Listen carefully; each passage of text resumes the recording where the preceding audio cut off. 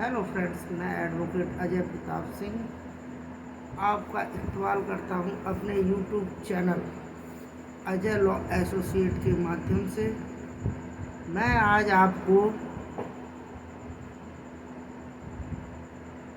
जमानत कैसे कटती है, या जिसे ये कह सकते हैं हम सरल भाषा में कि किसी व्यक्ति की हमने जो जमानत दी है, ठीक है, अब वो जमानत हम अपनी वापस कैसे हटा सकते हैं।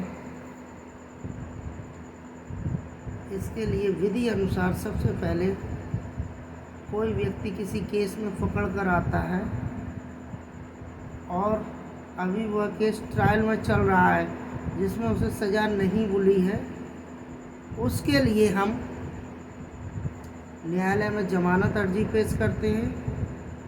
न्यायालय में जमानत अर्जी पेश करने के उपरांत उस व्यक्ति को संबंधित न्यायालय द्वारा जमानत पर रिहा किया जाता है, जमानत पर उसे छोड़ा जाता है, ठीक है। तब वह बोलते हैं कि इतने इतने की जमानत प्रस्तुत करें। जमानत का मतलब होता है कि वह व्यक्ति अगर चलते हुए केस के बीच में से भागता है तो प्रस्तुत की गई जमानत से या जमानतदार द्वारा उस आरोपी को नियत पेशी दिनांक पर उपस्थित किया जाएगा, ठीक है। अब मान लो जैसे कि मुझे अपनी प्रॉपर्टी पर किसी की ज़मानत दी है, या एफडी पर मैंने ज़मानत दी है, या अपनी रजिस्ट्री पर ज़मानत दी है।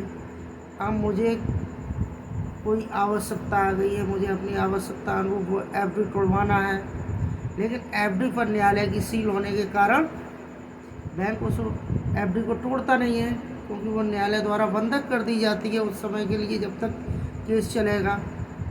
या कोई प्रॉपर्टी हमें सेल करना है या कुछ करना है तो वो प्रॉपर्टी और एफडी बंधक रहती है, सेल नहीं हो पाती हैं।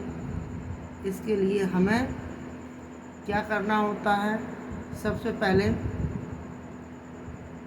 हमने जिसकी ज़मानत दी है उस आरोपी को नियत पेशी दिनांक पर न्यायालय के समक्ष हाजिर किया जाता है।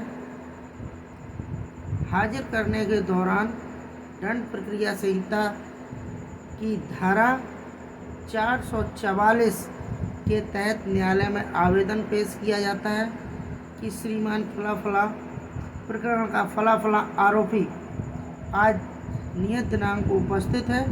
जो मेरे द्वारा जमानत पेश की गई थी वो जमानत में हटाकर आरोपी अपनी नई जमानत पेश कर रहा है, ठीक है। एक तो ये तरीका हो गया, और एक तरीका ये है कि अगर कोई आरोपी जमानतदार के साथ कोऑपरेट नहीं कर रहा है तो उस स्थिति में जमानतदार अपने अभिभाषक अधिवक्ता यानी कि सरल भाषा में एडवोकेट द्वारा एक आवेदन दंड प्रक्रिया संहिता धारा 444 के तहत पेश कर सकता है, जिसे संबंधित न्यायालय डिसाइड करेगा, ठीक है। फिर वह जमानत पर उन्मुक्त आरोपी के खिलाफ गिरफ्तारी वारंट जारी करेगा, या हो सकता है कि उसे वह उस जमानत के एक भाग तक भारोमुक्त कर दे।